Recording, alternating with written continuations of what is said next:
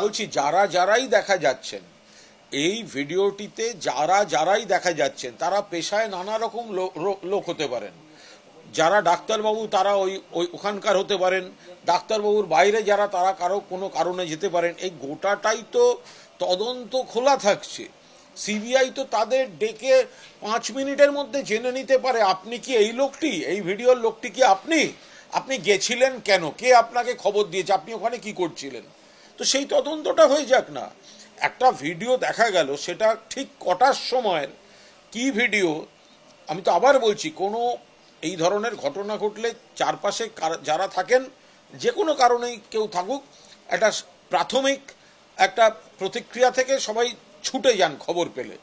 তো এই ছুটে যাওয়া ক্রাউডটা, এই ভিডিওটা, না কে কোথায় ছিলেন, কেন ছিলেন, যাদের ইতিমধ্যেই আইডেন্টিফাই করে এই ভিডিওগুলি চলছে, তো সিবিআই অবিলম্বে তাদেরকে ডেকে জিজ্ঞাসা করে নিন যে এটা কি আপনি, এই ভিডিওটাই যে দেখা যাচ্ছে সে কি আপনি।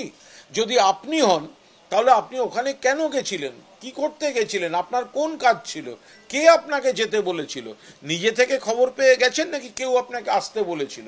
আমার বক্তব্য, এইটা তদন্তের দায়িত্ব সিবিআই এর।